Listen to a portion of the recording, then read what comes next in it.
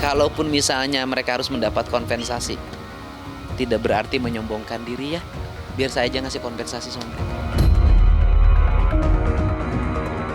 Ya ketemu semua bahwa mereka membuat pernyataan di BAP karena diarahkan. Apa diarahkan sama penyidik, suruh tunggunya di rumah pam.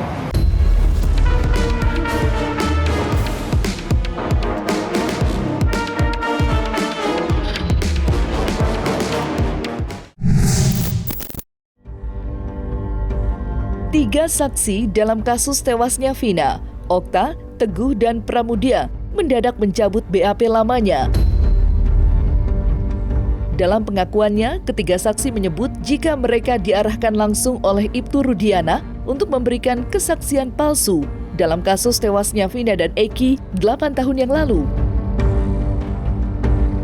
Mantan Bupati Purwakarta, Deddy Mulyadi, yang terjun langsung melakukan investigasi dengan mendatangi para saksi dalam kasus tewasnya Vina dan Eki, membenarkan jika para saksi diintervensi. Dan berikut cerita Deddy Mulyadi yang ngeri usai mendengar langsung cerita para saksi. Sampailah bertemu dengan orang yang di BAP diarahkan untuk berbohong oleh penyidik. Akhirnya mencabut lagi. Ada Pramuji di situ, ada Teguh di situ. Ya ketemu semua bahwa mereka membuat pernyataan di BAP karena diarahkan. Apa diarahkan sama penyidik, suruh tunggunya di rumah pam. Karena kalau tidur di rumah PRT itu, PRT tidak membukakan kunci. Jadi diarahkanlah tidur di rumah pam. Saya diarahkan oleh penyidik. Ya tinggal ada kan di BAP-nya ada siapa penyidiknya. Ya penyidiknya panggil dong, tanya, kenapa kamu ngarahin mereka? Kan sederhana. Liga Akbar sudah menyebut dia diarahkan oleh Parudiana. Parudiana aja tanyain, kenapa harus ngarahin? Kalau Parudiana yakin bahwa yang 7 ini, kenapa saksi harus diarahkan oleh dia? Kan Parudiana udah yakin. Yang 7 orang ini, 8 orang ini. Kalau sudah yakin, kenapa Liga Akbar harus diarahkan? Masa saksi diarahin? Saksi itu kan menyatakan apa yang dia dengar, apa yang dia lihat. Itu saksi, nggak boleh diintervensi. Awalnya sih saya menolak gitu, saya itu tidur di rumah Pak RT, di rumah RT terus gitu bilang gitu. Si penyidik bilang, ya itu kamu tuh bohong ya karena Pak RT itu tidak membukakan kunci. Ya jadi Teguh di pikiran Teguh kayak gimana sendirian, jadi diarahkan lah tidurnya di rumah Pak. Penyesalan Pak. Dia baru menyadari bahwa kebohongannya melahirkan temannya di penjara seumur hidup.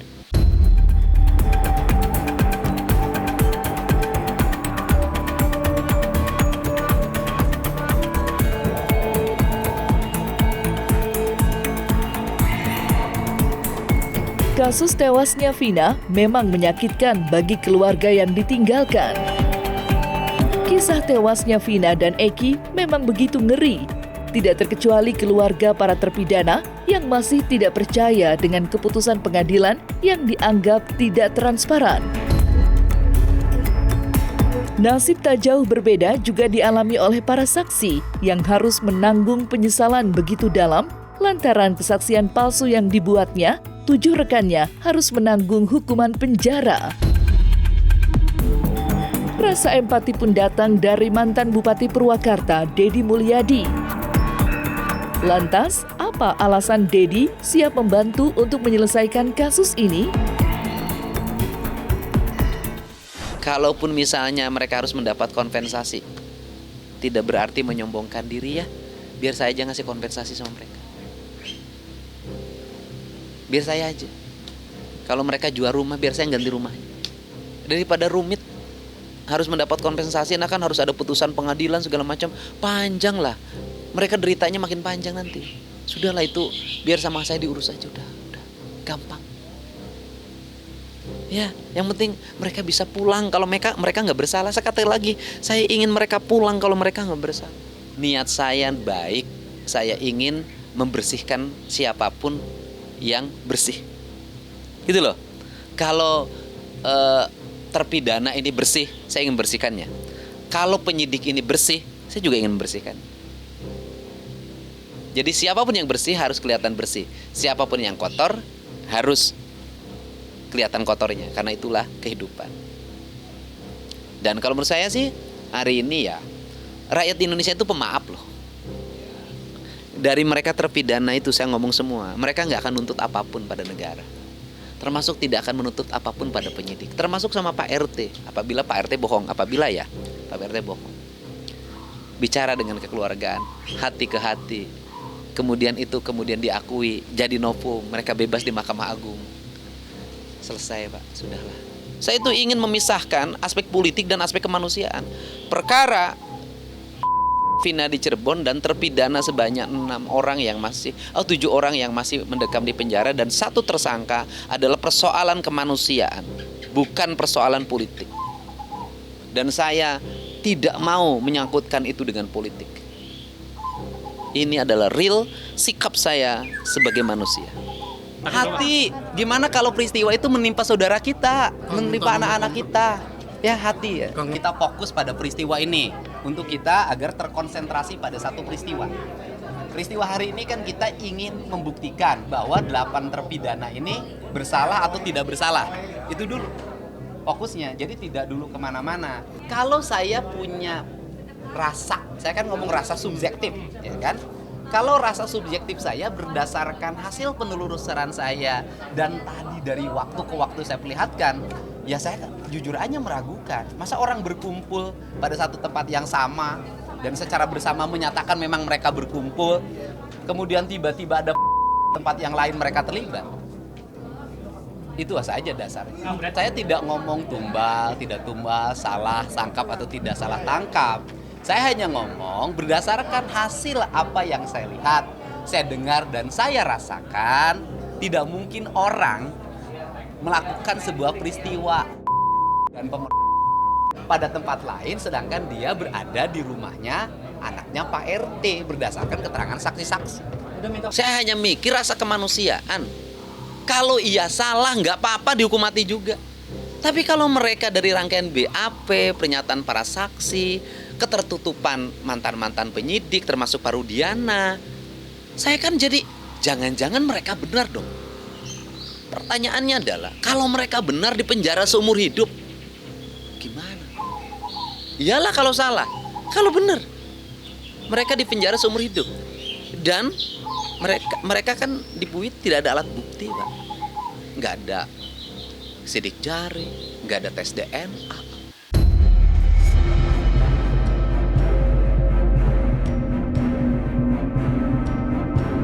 Usai mendengar keterangan para saksi yang mengaku diarahkan saat membuat laporan BAP, Ketua Peradi Otto Hasibuan berencana mengajukan PK untuk para terdakwa dalam kasus tewasnya Vina.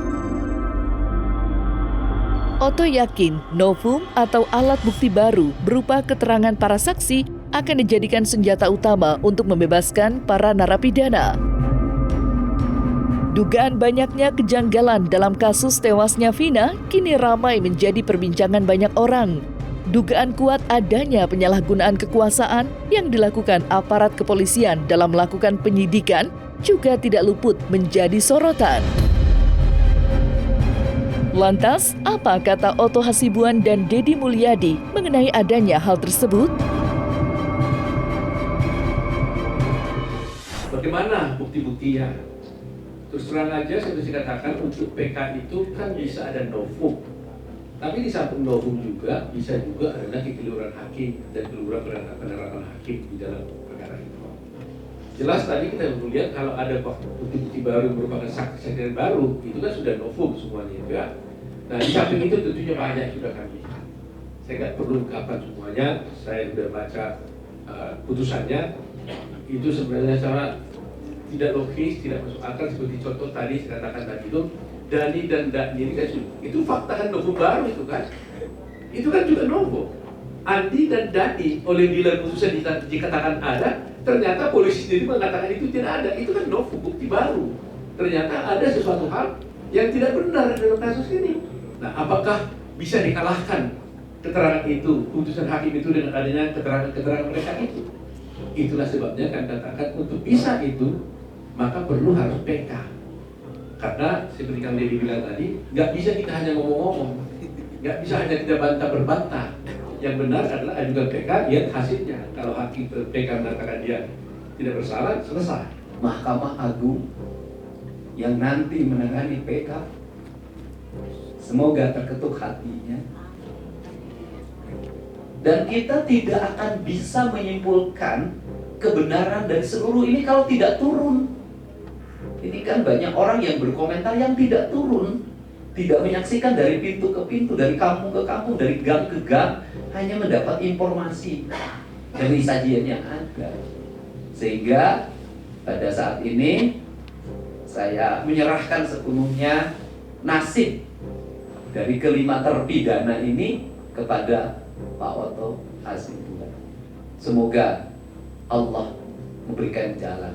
Amin. Ya Allah, amin. Kebenaran akan menemukan jalannya. Terima kasih. Apa yang kami lakukan ini adalah dalam rangka kita mencari bukti-bukti baru yang akan kita gunakan nanti dalam PK. Ya bukti-bukti ini bukan hanya saksi-saksian aja, jadi ada beberapa alat bukti ya satu-satu nanti kita mengadakan investigasi internal untuk kita temukan kejanggalan-kejanggalan dan bukti-bukti yang tidak bersesuaian sehingga itu layak nanti jadi alasan untuk PK. Itu saja gitu. Dan selanjutnya yang paling inti adalah kami tentu mendampingi mereka yang mencari keadilan dan kita ingin menggali kebenaran yang material yang sebetul-betulnya gitu. Dan kita juga nggak ada pada waktu itu gitu. Jadi ya mudah-mudahan usaha ini ya bisa kita laksanakan dengan baik. Silakan aja tempuh sesuai jalur hukum yang berlaku gitu loh. Yaitu mengumpulkan bukti dan kemudian mengajukan PK. Kalau saya sih kira-kira itu jalannya. Nggak tahu kalau mereka para ahli hukum itu bisa mempunyai jalan yang lain. Dan ruang peradilan dibuka sampai putusan peninjauan kembali itu kan bagian bahwa orang bisa lupa, orang bisa salah dalam memutus.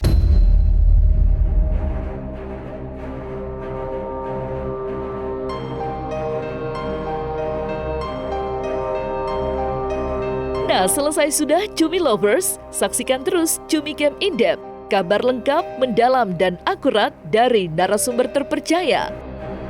Dan jangan lupa untuk like, subscribe, dan juga share channel YouTube Cumi Cumi.